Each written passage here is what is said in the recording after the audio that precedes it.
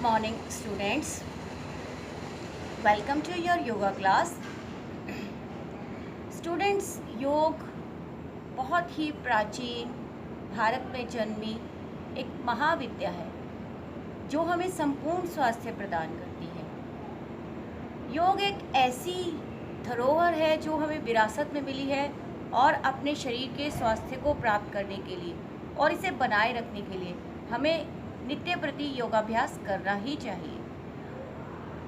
आज हम सीखेंगे बहुत ही विशेष आसन है गोमुखासन।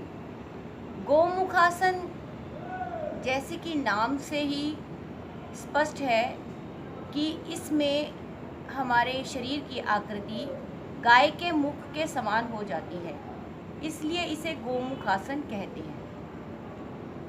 यह आसन किसको नहीं करना चाहिए, कुछ सावधानियां रखनी चाहिए, ये भी मैं बता देती हूँ आपको कि यदि किसी को पाइल्स की शिकायत है तो उसे ये इस आसन को नहीं करना चाहिए। अगर किसी को घुटनों में दर्द रहता है तो भी उसे इस आसन का अभ्यास नहीं करना चाहिए। और इस आसन को करते समय हमारे श्वसन की गति छाती से होनी चाहिए और मंद गति से होनी चाहिए। और जब हम हमारे हाथों से एक दूसरे को पीछे ले जाकर क्लैंप करेंगे तो जोर ज़बरदस्ती नहीं करनी है, क्षमता अनुसार करना है, जितना आसानी से हो पाए। लेकिन उन क्षमताओं को हम नित्य प्रति के अभ्यास से धीरे धीरे बढ़ाने का प्रयास अवश्य करेंगे। इस आसन को करने के लाभ क्या हैं? बहुत ही सुंदर, सरल और प्रभावी आसन है गोमुखासन। गोमुखासन के करने से हमारी छाती का ऊपरी भाग, कंधे, गर्दन तथा हमारे स्पाइन की मांसपेशियाँ, इनका तनाव दूर होता है और ये हमारी मांसपेशियाँ सुदृढ़ और स्वस्थ बनती हैं। यह आसन डायबिटीज़ के लिए, स्पॉन्डिलाइटिस, स्वप्न दोष, निद्रा दोष और हमारे शरीर में धातु की कमी हो जाती है उनको भी पूरा करता है। और हमारे रिप्रोडक्टिव ऑर्गन रिलेटेड प्रॉब्लम्स जितनी भी होती हैं वो इस आसन के अभ्यास से ठीक हो जाती हैं। इस आसन के अभ्यास से हमारे फेफड़ों की कार्य क्षमता, शुद्ध ऑक्सीजन ग्रहण करने की बढ़ती है, फलस्वरूप रक्त शोधन क्रिया तीव्र होती है और पूरे शरीर में रक्त संचार सामान्य रूप से होता है। इसके अभ्यास से मेल्स में टेस्टीज इंक्रीज़ हो जाती हैं, वह भी ठीक हो जाती हैं इसके अभ्यास को करने से। बहुत ही सरल और लाभकारी आसन है। कैसे किया जाता है आइए सीखते हैं। इस आसन को करने से हमारी थाई मसल्स और हमारे काफ मसल्स स्ट्रॉन्ग बनते हैं। हमारी adrenal glands and gonads glands पर बहुत सुंदर प्रभाव पड़ता है। इस आसन को करने के लिए सबसे पहले हम हमारे मैट पर दोनों टांगें सीधी कर आराम से बैठ जाते हैं।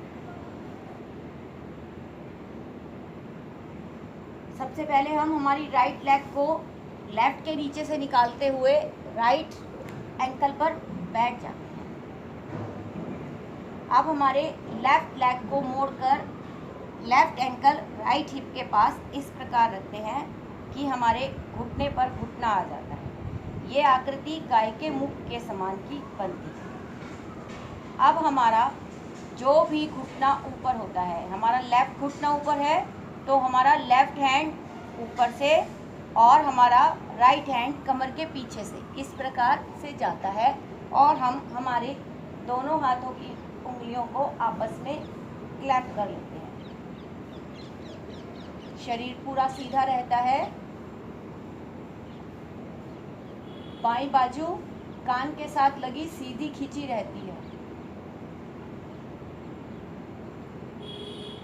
ध्यान हमारा हमारी क्रिया पर, श्वासों की गति मंद।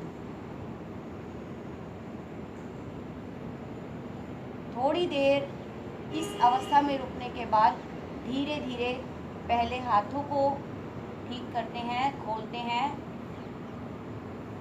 बाईं टांग को सीधा करते हैं और दाईं टांग को भी सीधा करते हैं। यही क्रिया अब हम बाई टांग से करें। बाईं ओर से करने के लिए बाईं टांग को मोड़कर दाईं के नीचे से निकालते हुए हम बाईं एड़ी पर बैठ जाते हैं। दाईं टांग को मोड़कर दाईं एड़ी लेफ्ट हिप के पास चली जाती है। Right ankle near the right hip, हमारा घुटने पर घुटना आ जाता है और अब हमारा राइट हैंड ऊपर से जाएगा और हमारा लेफ्ट हैंड पीछे से। दोनों हाथों की उंगलियों को आपस में क्लैंप करेंगे। कमर गर्दन सीधी, आंखें बंद, श्वास मंद, स्थिति स्वाभाविक।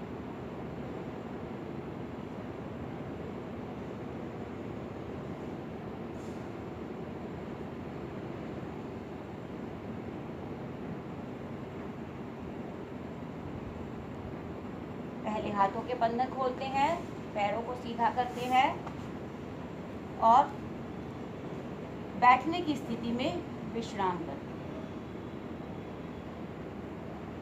इस आसन का अभ्यास 3 से 5 बार आपको अवश्य करना है नित्य प्रति अपनी अन्य योगिक क्रियाओं के साथ, जो भी मैंने आपको और योगिक क्रियाएं सिखाई हैं।